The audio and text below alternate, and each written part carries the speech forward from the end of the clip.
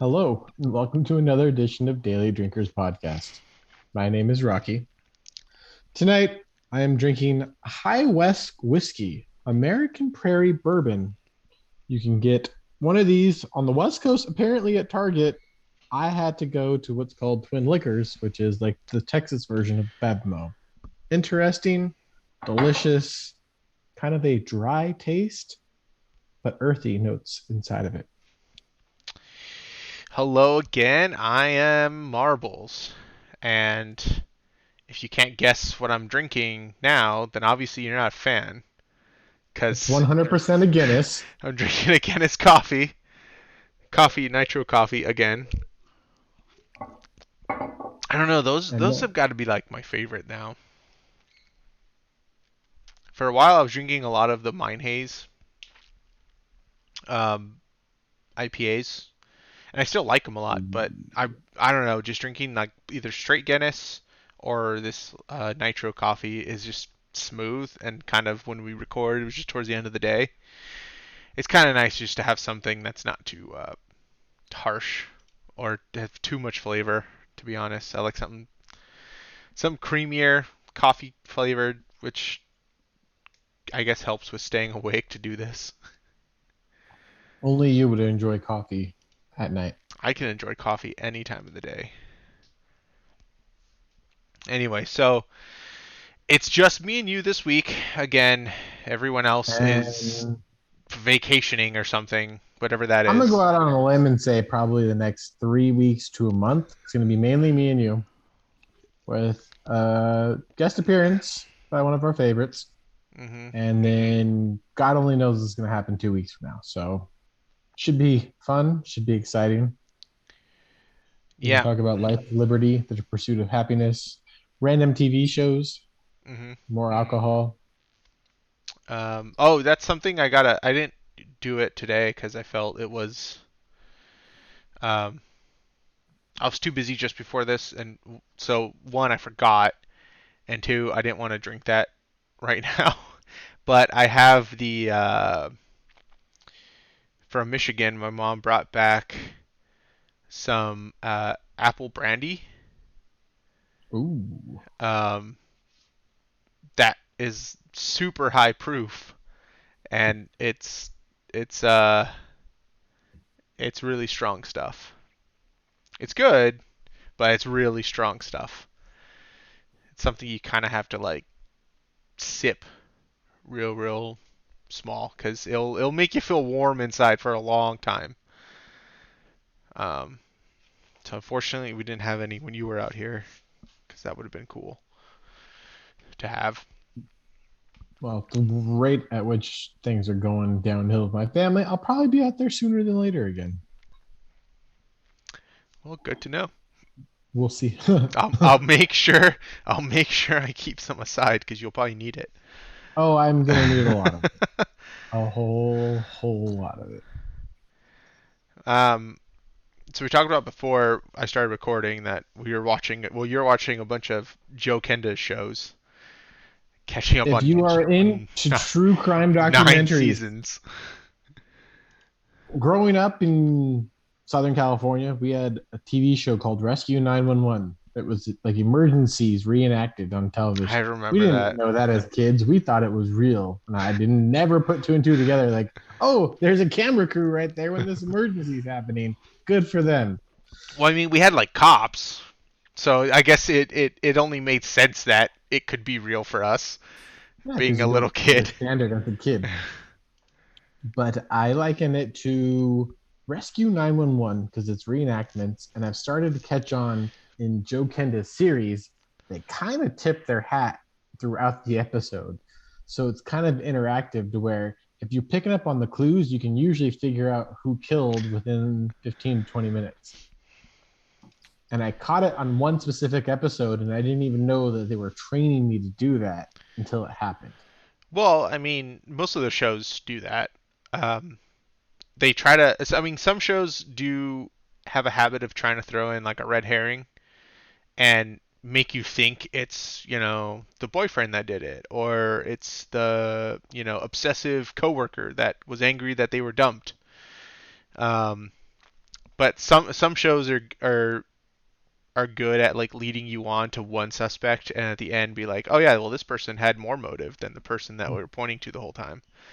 This Um, random person they met at the grocery store who shorted them yeah, $5 is the killer. And you're like, yeah. what? There's some where it's that, some where it's like they don't really give it clear who the entire time, and they leave clues. So if you can figure it out, great. And then some do it too obvious, where it's like you know exactly who did it the whole time, Well, because there was nobody else that could have possibly done it. And then but then usually the show devolves into like, well, will a jury convict them? Like everyone knows yeah. they did it, but will a jury convict them? Uh, this The person one was episode, this person was found standing over the body, bloody with a knife, claiming that they didn't remember what happened. It's like everyone knows who did it. It's will a jury convict them or not? Um, so the one that I realized they tipped their hat in, this woman got murdered after she had lupus. And so she had this little support meeting. She gets murdered after the fact. The killer takes her purse, okay. think it's a robbery. Where they sleight of hand it is the robber grabs the purse and puts it around their shoulder. I Uh, don't know too many males that would do that in a robbery case. that would So as soon as they instinctively do did that. that, I'm like, oh, this is a female that they're going to be suspected for. They go through the whole thing and they do every male. They go after the husband, stuff like that. Granted, the husband did have a part in it, but it was the husband's girlfriend who ended up doing the killing. Ah, yeah, which would make sense. Yeah, no, there's some of those clues I don't even know if that's intentional. The actress that could have been doing it could have done it like on instinct, whereas a guy just wouldn't do that.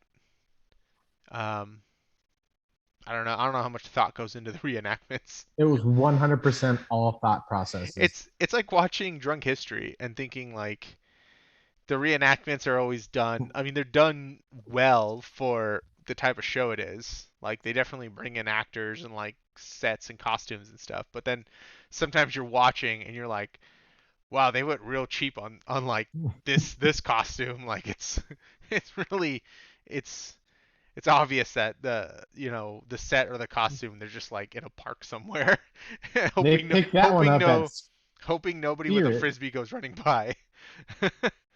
uh, Spirit Halloween was having a sale that day. That's yeah, why they have 5 people that look the same. yeah. They're all sharing the same wig in different scenes. Um, so I don't know. Those shows I always wonder like, cause I mean I do appreciate the actors that do it, cause I mean, you have like the big name, Hollywood actors, right? And then there's always the people that want to be famous. And a lot of them get jobs doing, B-roll stuff, or they're doing like commercials, or and they're just constantly working doing small parts wherever they can find it. Um, but you'll see some of those reenactments, and I'm like, man, those actors are just really acting their hardest. They're putting on their A game for that paycheck. um, They're the they're greatest B-rated actors yeah, ever. they're hoping that they get seen and get put in an actual movie or a TV show somewhere. Like they're really giving it their all. Um, I can appreciate that. My favorite on Joe Kenda stuff is he uses like the same guy as the villain in multiple things too. So you're like, wait a minute, I've seen that guy before. He's always the bad guy. Yeah, I mean, It's just funny the way when it pans out. well there was something I noticed because we were watching Law and Order SVU over this weekend, and I know I've seen it pointed out like on Reddit before of how they'll reuse actors in different like seasons. And like one Mm-hmm. season that actor will be like the bad guy who committed the crime, but then like 2 seasons later he's like one of the cops that's like working with the detectives or something, and like later on he's like a lawyer now, he's like a defense attorney. Like they'll just reuse the same actors in different like seasons and episodes and just give them different jobs. And if you watch enough of the show, you're just going to see a repeat of like some of the same people, just in different outfits. Um, pretending that they don't know who Ice-T is. Uh, but yeah, no, it's those true crime shows. Are actually they're really fascinating. There was another one that we've been watching lately called Snapped, and I think it's on like the Oxygen Network, and it's I don't know if there's any male focused episodes. I think they're all female. They're all women who like snapped and like killed somebody or killed like their boss or their husband or boyfriend or something. And so it's just like reenactment of like these crimes where women like just committed this horrible murder. There's one where this woman like paid like a gangbanger to like murder her husband on his way to work. Jesus. And so um yeah, she paid him. I think what she was doing was, yeah, I think what she was doing was she had gotten married to this guy. He owned like his own business, and then she ended up, I don't remember if she married somebody or had like a boyfriend on the side, and then she wanted to kill the husband so she can collect like all the insurance money from like his business and life insurance and all of that. And he had just signed a life insurance policy to her, like just before the attack happened, which is what clued them into who did it. But she like they pointed out that she had watched like a lot of true crime stuff, and so um she made the guy that she hired to kill him. She made him wear like these booties, like the ones that they wear in like hospitals over their shoes. She made him wear like plastic or something over his shoes so that way he wouldn't leave footprints, so that way they couldn't track like compare a shoe to him. Over the top. But it was like in the snow, so the guy was like sliding around all over the place, and then he just beat the husband as he was getting into his car, like with a pipe.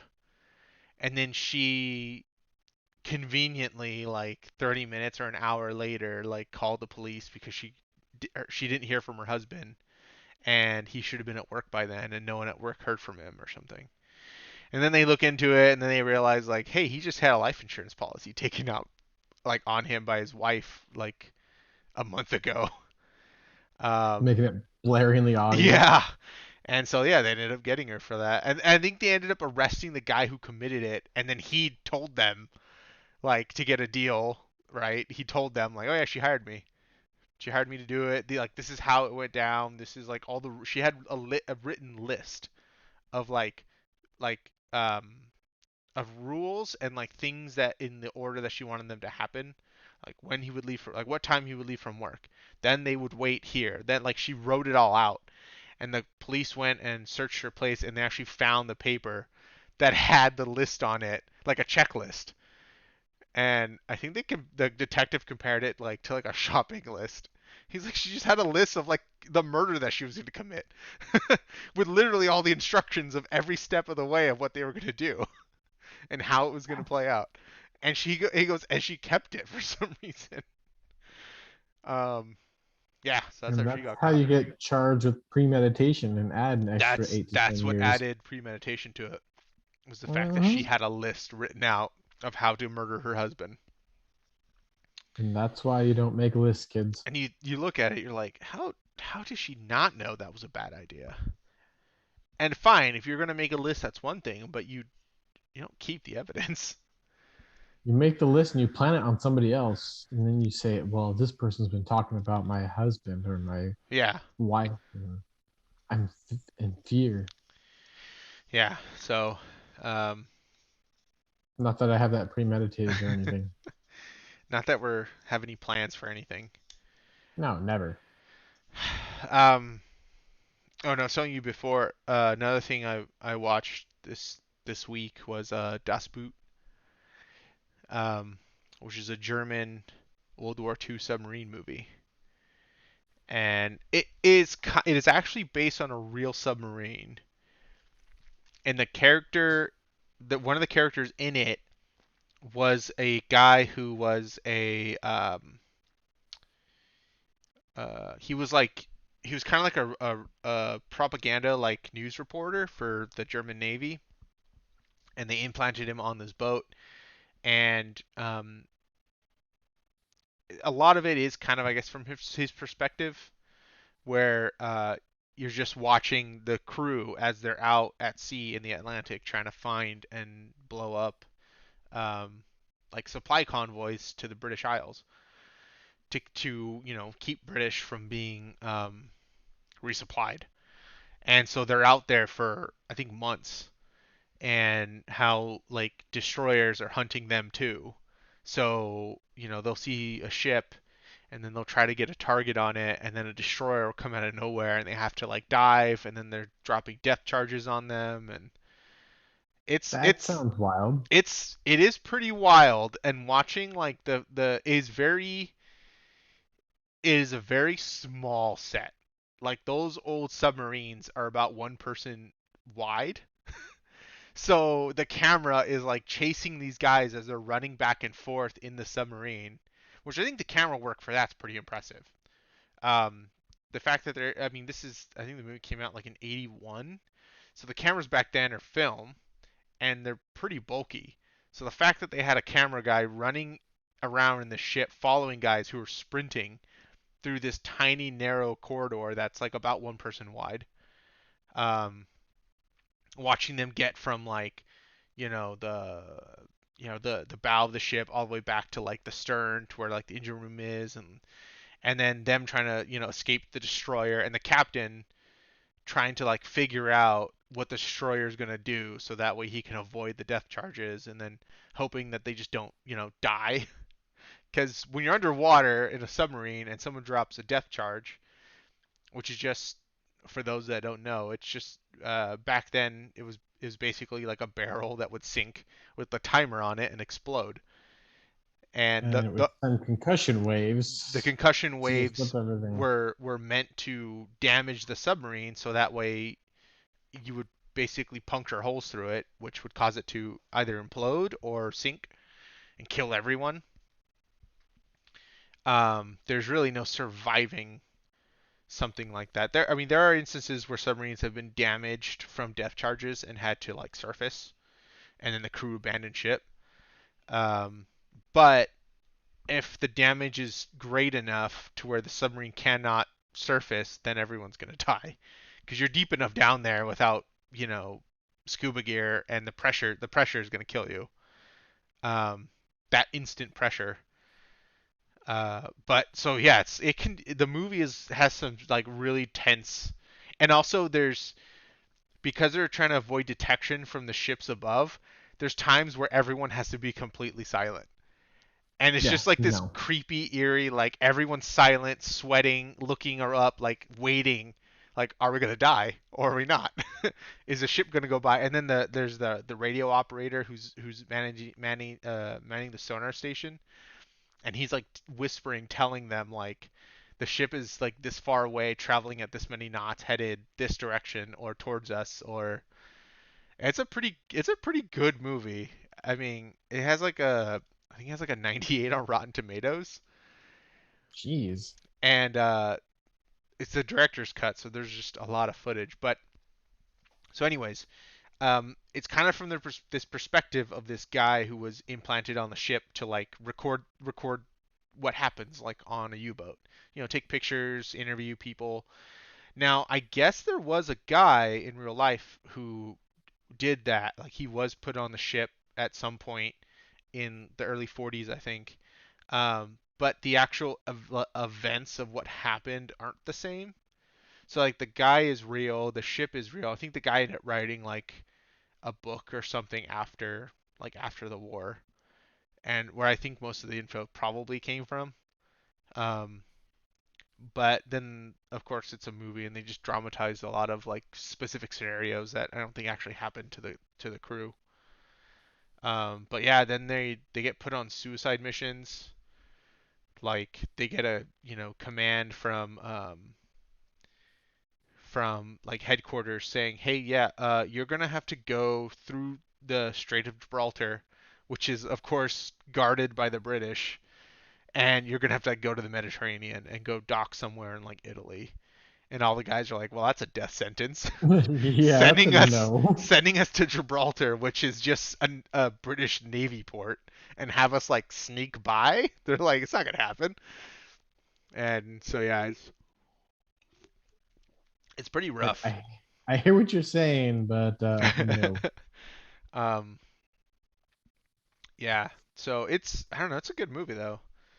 Um, it is all in German, so it's all subtitled. But uh, honestly, the guy who played the captain, did like a really good job because usually when you see like German Nazis and stuff in movies, they're always very like hard, kind of unfeeling, angry. I mean, you're not supposed to like them, but since this movie is like a West German movie, the captain character like actually cares a lot about his crew, and he's a lot like he lets them get away with more than a lot of like military officers would let their men get away with because he knows like the beginning of the movie they're having like a big party because it's like the day before they leave, they ship out, and everyone's just plastered drunk and they're doing all kinds of crazy things and people are throwing up and like it's just they're just having as much like fun as possible, and the captain kind of just lets them do it and laughs about it and like tells the reporter guy that like yeah he's he's like yeah they're having fun because like of what they're gonna face coming up, like it's worth it. And then as the movie goes on you realize like yeah they're out there for months trying not to die. And it's not like a situation where they can just like get up and run away. It's like Yeah, you you're under the you're under the ocean, ocean avoiding and you can only go detection. so fast. Like the ship above you can go way faster than you. So you can't outrun it. You have to just kind of hide and hope that you don't die. And like you just watch the characters like all grow beards, and they all look tired and kind of just disheveled and um, stressed out, and like their eyes are bloodshot, and like as the movie goes on they get worse and worse, and you realize like oh the captain's done this multiple times and he knows like yeah the crews need to just have fun because You need to uh keep morale up. because when they get out there it's going to be hell for them, like they're going to hate being in that ship for so long. um so I don't know, it's a really good movie. um I definitely would watch it again, not right now because it's the director's cut's like 3 hours and something minutes, so it is a long Heck movie, no, it's an heck no. investment, but it's a really good movie. And it's all in German. And it's in German. Let me go brush up on my Rosetta Stone real quick. That's another thing I've been trying to do. I haven't been keeping regular, but I've been trying to learn German too What? and practice my Spanish. Yeah, just like the free like Duolingo or Rosetta, and Duolingo's garbage. you could just like I don't know practice German words. I'm interested in Babel. I might do that and then go Spanish, so that way I can I mean go into all the other. Spanish is definitely worth it for us. I mean Well, I like know more than I should. I just, if I read it, if I listen to it, I can usually pick up what everyone's saying. I just can't correlate that back. yeah, I have kind of the same problem. My Spanish is probably better than yours in terms 100% in your terms of Spanish is better. understanding it. Um, I can read it. I can read it okay. Um, I'm not that fast at reading Spanish, but Spanish is a language unlike English where you can literally sound out every word, and that's the word. Like it's Hmm. written the way the way it's phonetically sounds. Whereas English, there's like letters that are silent and weird stuff like that. That if you don't know English, you're gonna misread the word. Yeah, So knife. yeah, knife. Uh, Knight, Kenny, knight. Any of those words with K at the beginning, they're just fake. So yeah, just throw K's in there. Nat. Um, or a lot of words like with PH, you pronounce it S. Yeah. So English has a lot of that stuff where Spanish, it's like if you can pronounce the word, you can say the word. Um, my problem with Spanish is I don't have a large vocabulary. So when I put sentences together, I have to translate it from English to Spanish. But if I hear someone speak Spanish, I don't need to translate it back into English. I can understand it in Yeah, Spanish. So I understanding if they talk too fast and I'm not used to it, then I'll miss a bunch of words. Or if they have like an odd accent or something. every Spanish family member. Yeah. Hey, hey, come here. Can Sounds like a soundboard. I that didn't know that was di- actually gonna play that that didn't loud. And I was like, that all didn't right, that didn't even sound real.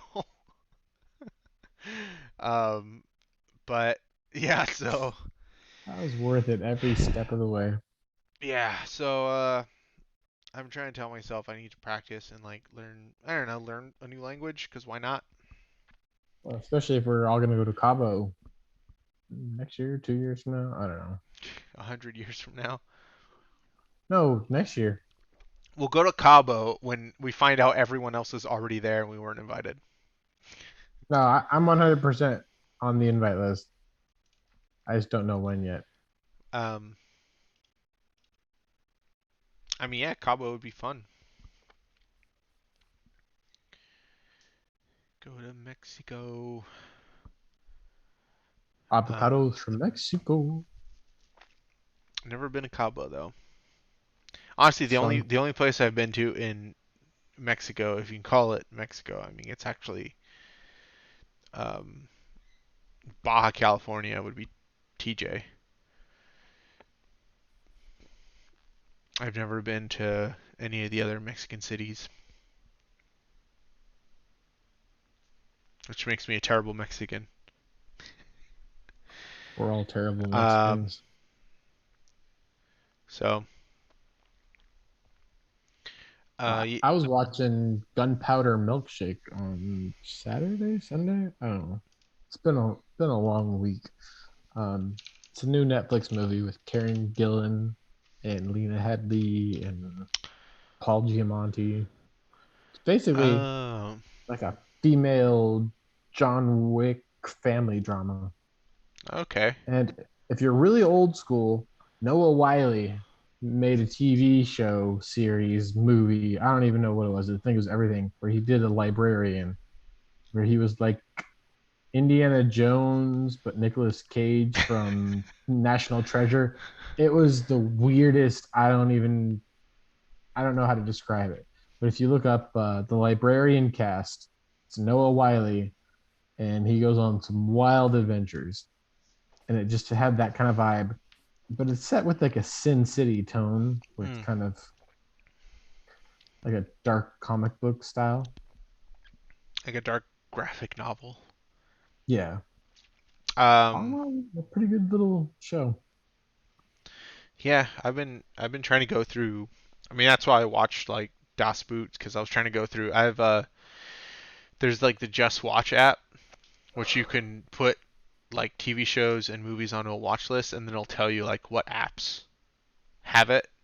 Oh, that's cool. Um, and you put in like what apps you own, and then it'll show you like, okay, you could watch it on here for HBO Max or for free. And if none of your apps are on there, then it'll say like you can go here and rent it for $2 or $3. Like it shows you a whole list of stuff. So I have a list of like movies and shows that I put on there just so I can remember like, oh yeah, I want to go back and watch it.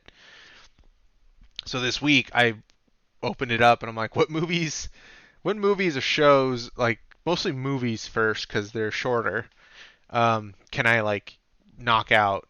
And so I watched that, and I also watched Lincoln, which I had been meaning to watch because I heard it was good. And Daniel Day Lewis is, I don't know, he's ridiculous. Like I don't know how that man like just becomes other people. Talent. Um, he just like yeah, I don't even know how he got the voice for that because I think in a lot of like writing, people have written that like Lincoln had an unusually like high pitched voice for a guy who was like so tall and kind of I mean he was kind of like tall and lanky, but I mean you've seen like photos of him and he has kind of a rough appearance and but in some people's like journals and stuff they said like Lincoln had a kind of high pitched voice. And so yeah, like when he speaks, he has like this really soft spoken kind of higher pitch compared to everyone else around him. The interesting thing though that he kept doing throughout the movie was telling these like crazy stories. Like a bunch of people will be arguing over something to do involving the war or whatever, and he'll just like interrupt them and start telling a story. And at one point there's a guy who was like head of the I don't know if he was like the Secretary of War or something or he was head of like the like the military department or something. And he's like, no, no, no. He goes, it's not one of your damn stories. I can't sit through another one of your damn stories. And he just storms off. And then everyone else gets quiet and he just continues his story. And I'm like, yeah, he's the Sounds guy. The about guy right. just has a story about everything. They're all like kind of like analogies or what's the term when you have like a story that kind of fits a scenario that you're going through. Um, I don't remember what it's called. There's a word I was looking No for, idea. but they're kind of like analogies or like these. Um, and yeah, it was kind of funny.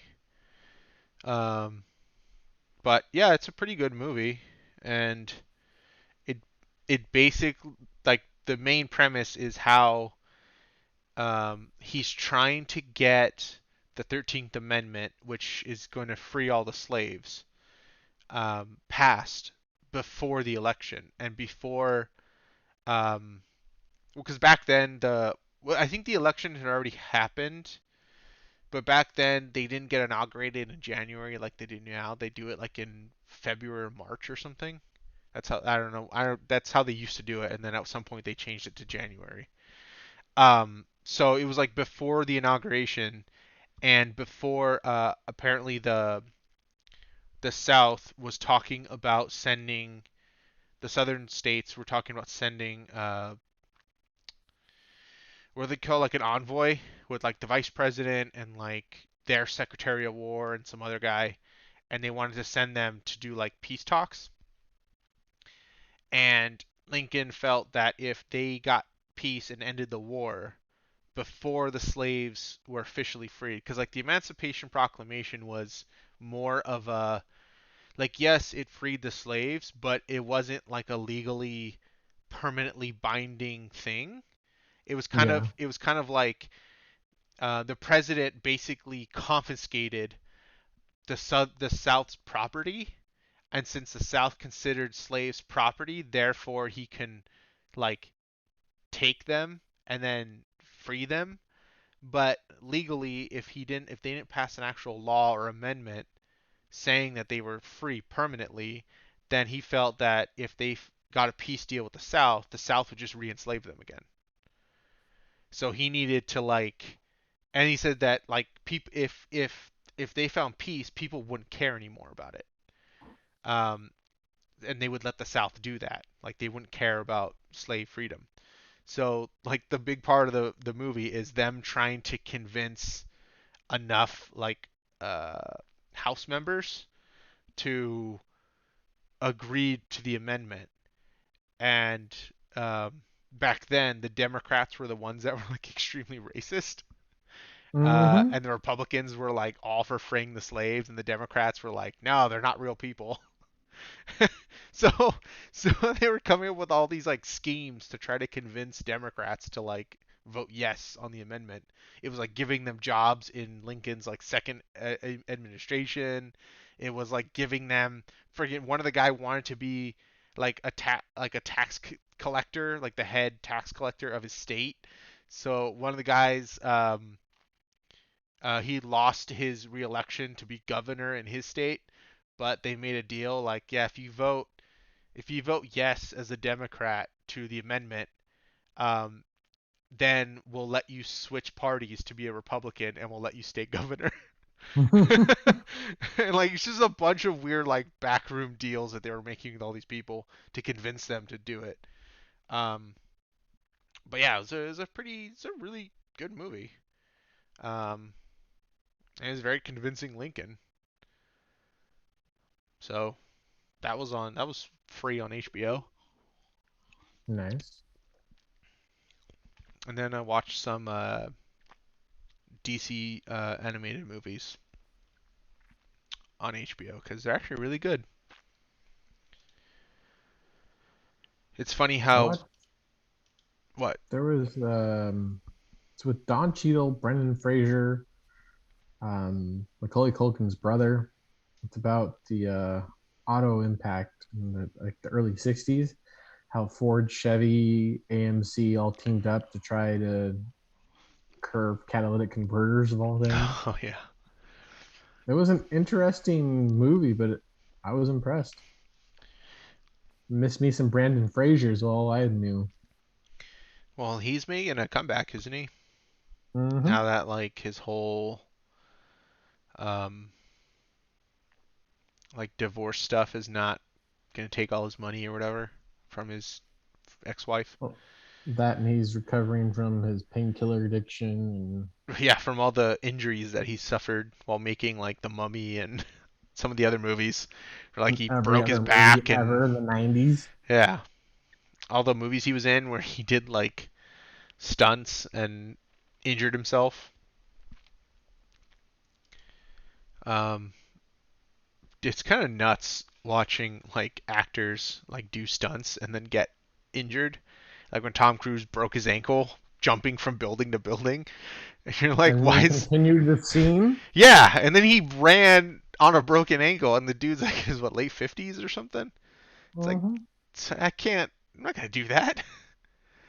Um, it's insane. Or I think Joaquin Phoenix broke in the Joker movie. There's a scene where he's like kicking a trash can in an alley. I think he like broke his foot doing that.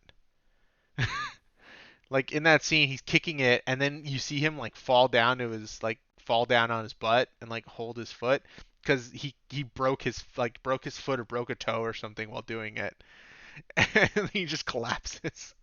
And then they cut away, but after like he was doing a one of the press things at one of the late night shows, and he's like, yeah, I broke my foot.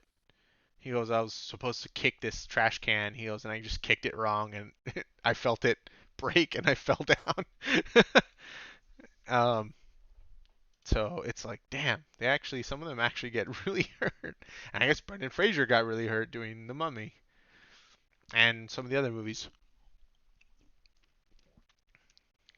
I think Tobey Maguire like injured his back on that horse racing movie he did after Spider-Man. Seabiscuit. Yeah, he fell off the horse and like messed up his back. So that's why they have stunt people. There. Oh, did you ever see? I think is it the first Mad Max or the second one? There's a scene where a guy on a motorcycle hits something and goes like cartwheeling over. And apparently the stunt guy like was going like it was a stunt guy, he was going too fast and he wasn't supposed to do that. And that's a scene that they left in the movie. But the guy broke his Because leg when he landed. oh, Like he almost died. But it looks like incredible, so they kept the scene. But he wasn't supposed to hit going that fast or that hard, and he wasn't supposed to cartwheel like that through the air. But it looks impressive, but it wasn't intentional, and the dude like broke his leg or something on impact when he hit the when he hit the ground. Um, so some of those stunt guys like do really cool stunts, and then you find out later like, oh yeah, that guy broke his back though. Um, So it looked cool, but he almost died. Did you ever watch uh there's uh there's a channel on YouTube called Corridor Crew, and they're like they do a bunch of CGI stuff. Like they're a CGI kind of small company. And they do a bunch of like they do like CGI react videos where they'll go through like movies with CGI and kind of sometimes like they'll explain like how they did that scene, or they'll ask each other like how would you do it if you could do it, especially like old movies where Yeah. they have like these really like back in the day before proper like computer CGI, they did a lot of crazy like film related kind of tricks that they just made up as they went, that people built off of, and so they'll show a lot of that. But they also have videos where they do like these breakdowns with actual stunt guys, and they show these movies with like just stunts. It'll be like Van Damme movies or a lot of like Jackie Chan movies or Jackie Chan does everything himself. yeah, and they'll explain that like in Hong Kong, like the way they do stunts, even now, I mean now they're a little more, I guess, safe if you can call it that. But back in like the 70s and 80s and 90s, like they just did stuff. They just like threw guys off of like a bridge into a car, and like and It was like Jackass. the guy just took the hit. Like the stunt guy wasn't like wired up or anything. He just went through a window. um, and they'll show these videos from like these like Chinese movies, and it a lot of them like Jackie Chan is in them, or he maybe like produced it or did stunts on it or whatever. And it's like, man, those guys are nuts. Like the stuff they do, they just I don't know. I don't know how they get paid to do that.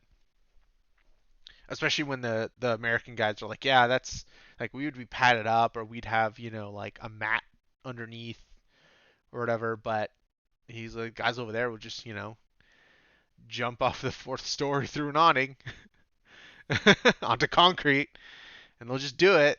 Um, and break their back, but they'll get the shot and they'll move on. So I don't know. I couldn't do stunts like that. It's too ridiculous.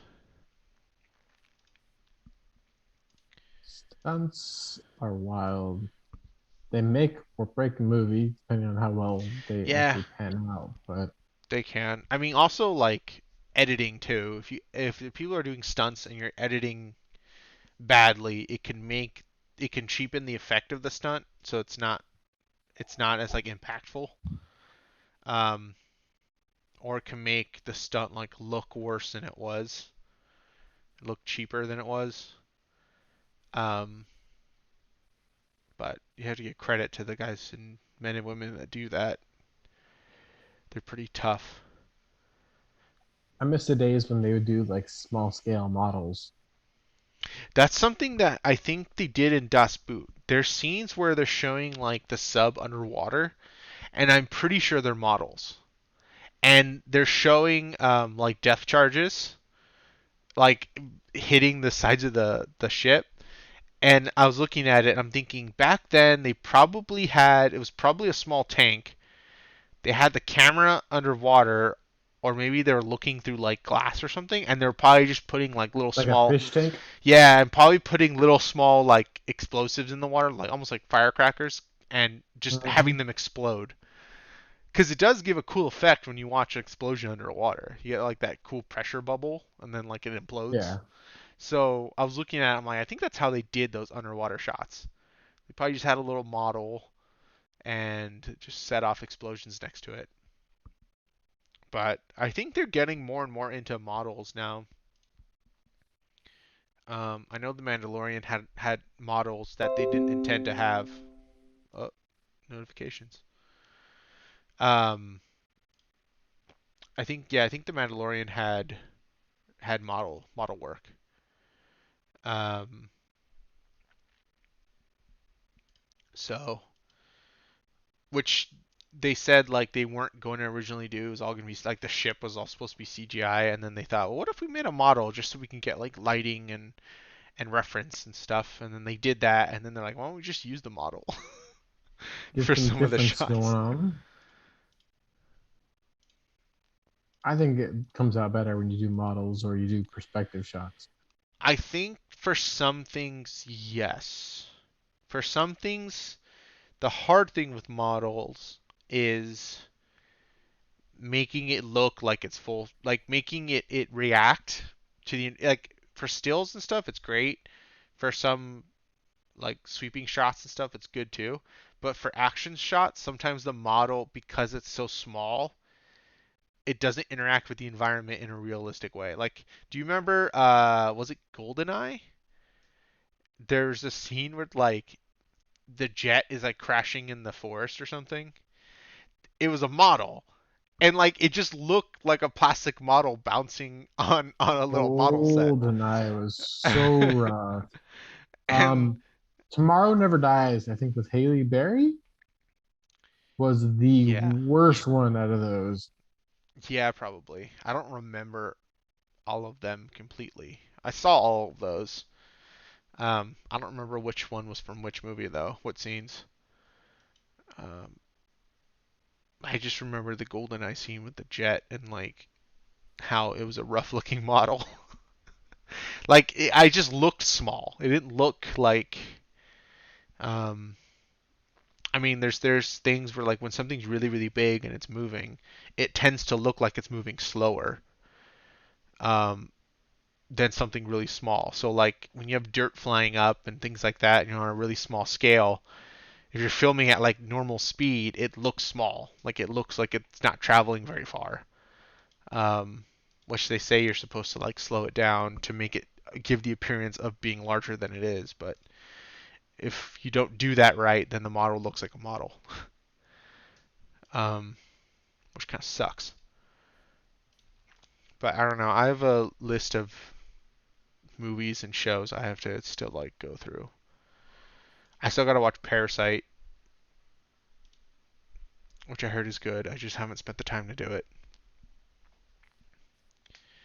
Um, I'm I'm just waiting for HBO to start popping off here. It's like September, October. It's just gonna have big hit after big hit after big hit after yeah, big hit. they have a list yet of what's gonna come out, like a master list There's of like here are all the movies that are supposed to just get dropped no, the rest they of the just year. have the head. They have the headliner ones. That's it. Okay, Ending with Matrix. because I don't know all the movies that are supposed to come out this year. I know there was a bunch of stuff they put on hold and whatnot, but I haven't heard anything of like here's the dozen movies that were supposed to come out last year that are coming out this year. I forgot about Bill and Ted's, and so I saw that the other day. Yeah, that didn't come out yet, right? It's out. It was on HBO.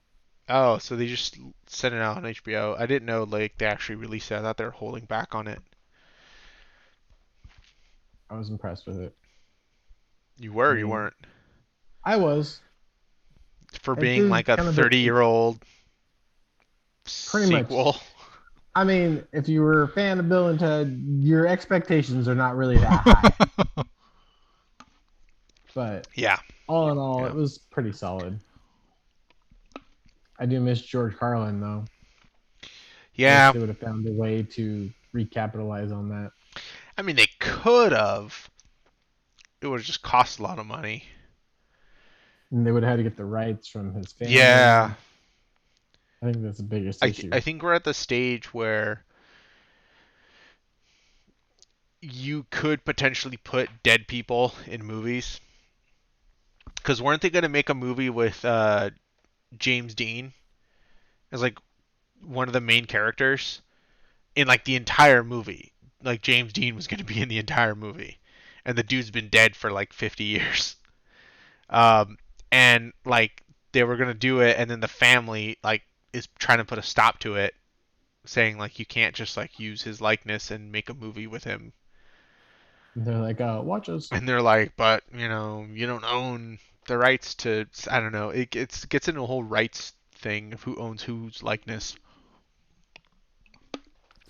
It was like when the that was a production company owned Prince, Hmm. so he had to change his name to the artist formerly known as Prince because he didn't legally own the name Prince. So I don't That's a know. pretty brilliant strategy I there, mean, it Tommy. is. It is a brilliant strategy, and it worked. He got to do that for however many years until he got the name Prince back, and then he went back to it. Um, but it's I don't know. I don't get the whole you can own someone's you can own someone else's likeness or you can own someone else's like persona Well, without The them. Rock had to basically go toe to toe with Vince McMahon to get the Rock title back. Yeah, so like stuff like that's just it's just weird that someone else can own that. But then again, when you think about it, at least from a wrestling standpoint, if you're only famous from wrestling, then yeah, wrestling owns your Well, likeness. yeah, but it depends on the contracts and also like is it a character that you created or is it a character that,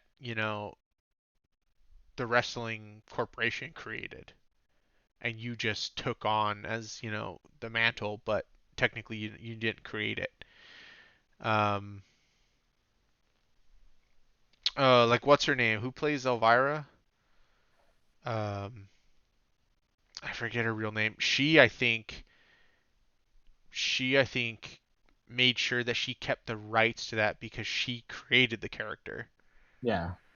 Um, and because of that, she could use it, for the rest of her life if she so chooses. Um, which makes sense, but it's just I don't know. It's weird that people have that power. What's Um, weird to me is like paparazzi. You can go out, they can take a bunch of photos of you, but you don't have any thought process whatsoever over pictures of yourself. You don't own those rights. That's what's weird to me. yeah, it's because they took the photo in a public place, and I think what isn't it like when you're in a public place, there's no expectation of like privacy or something. There's some like rule with Yeah. that. Yeah, so but I mean that I can see. I can see them having control over the photos that they took, even if it is of you. But for something that's like a character that you created, I feel it's weird for somebody else to own the rights to that.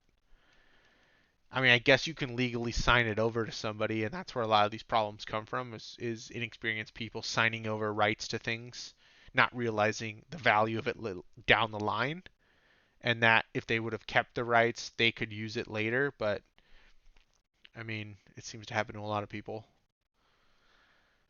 Unless you're like, Britney Spears and your your dad and lawyer own the rights to you. Uh-huh. uh, Which is and crazy. and technically you didn't sign the rights over. They just like got a judge to give it to them or something. Uh-huh. Uh, yeah, that's kind of fucking nuts. Live in a wild place. Dude, it is. It's a very wild place. Um, I don't know. I was reading in the news that like China was having these crazy floods. Germany and Belgium had those floods, and I'm Germany's thinking, like underwater. yeah, and I'm thinking, well, any day now we're gonna have a fire. We're Hmm. gonna have a We're the wildfire. opposite of them right Like, now. like if they're having a natural disaster, it's only a matter of time before we have one. And then you over there who like don't have freaking power because your power company doesn't work right. Well, the weird thing is like right now, it's been raining most of summer. So my normal summer when it's like 110 outside, I think the hottest it's gotten is like 98 and it feels like over 100, but Yeah, it's but it's just also wet. super humid, It's which sucks. weird though. Oh, I just read an article this morning that PG&E um, is going to bury like 10,000 miles of power lines because there was another fire that just got started up in Northern California from Oh, apparently a Jesus. tree fell over onto one of their power lines, started a wildfire. And because they declared bankruptcy in 2018 because of all those people that died in 2018, or they declared Mhm. bankruptcy in 2019 because of that fire in 2018 That killed everyone. that killed like 80 something people. And so now they got a new CEO, and the new CEO is like, yeah, we're gonna invest however much money in like burying a bunch of power lines because this is just like becoming like it's like too much of a cost. It's like all at the expense of trying to like them not investing money into their own infrastructure or burying power lines or like clearing trees or all these things that they should be doing to prevent wildfires. It's also that they can make more money on the profit side so they can get like higher bonuses and management can get paid more and this and that. Hmm. But it's causing so much more in like lawsuits and damages that they got to pay and this and that. It's like it's like that behavior is just not like financially worth it. They need to like invest the money so they're not spending money every year on lawsuits for wildfires. They don't care. They don't care. So, I mean, they have a new CEO who apparently is going to like they because of that fire, they said that they're accelerating the plans to start burying lines. Which Um, I think they should have done a long time ago. they should Granted, have I done a long understand time why ago. California doesn't, because with all the earthquakes, you don't know when the ground's going to open up.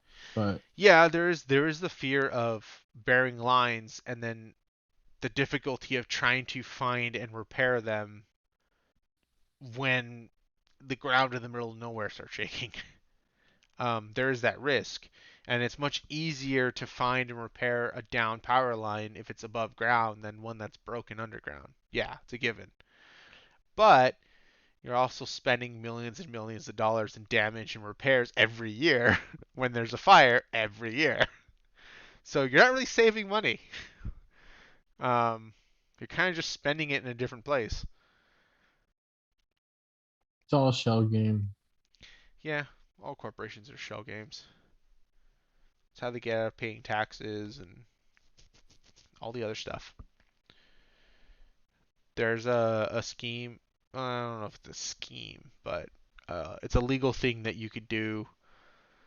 Um, it's like something Dutch sandwich or whatever, where you have you have these like corporations in like uh, in like Ireland or the Netherlands or something who borrow money from subsidiaries in another country. Um, and then when the parent company makes profits, they can't declare them as profits because they need to pay back the loans on their subsidiary companies. Yes. So they just circle money around without ever paying taxes and declaring Hmm. profits. And that's how pretty much every big corporation works. They Yeah. open company A here and they make all this money, but then they have to hire company B to do all the main stuff. And company B is located in an area that's a tax haven. Hmm. So, Yep. And they just move money around, and that's how they get to go to space. in a giant rocket that looks like a phallic symbol. Yep. Who? I saw a meme, I think, of it was like someone making a joke that like in the future, um, like rich people are just gonna like leave the planet, like Good. leave the poor people on the planet, and then they posted a picture of like news headlines saying like how billionaires are building ships to like get to space. And like, oh, it's just coming true. They're gonna build ships, go to space, and then abandon the poor people on Earth. Good. um, Send them all away. I don't care about them. oh, could you imagine when the first like crew dies on their way to Mars or something? You think we're gonna be alive to see that? For sure, because it'll happen in 2025 or 2030. When are they expecting it to go? I think I think they're gonna go back to the moon in 2024, 2023 was the something like moon. that. Was that? 2025 or 2030 was Mars. Uh, hold on.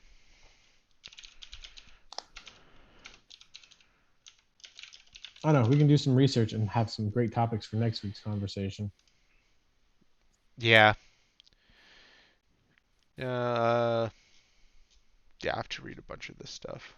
Apparently, there's been a bunch of different plans about going to Mars.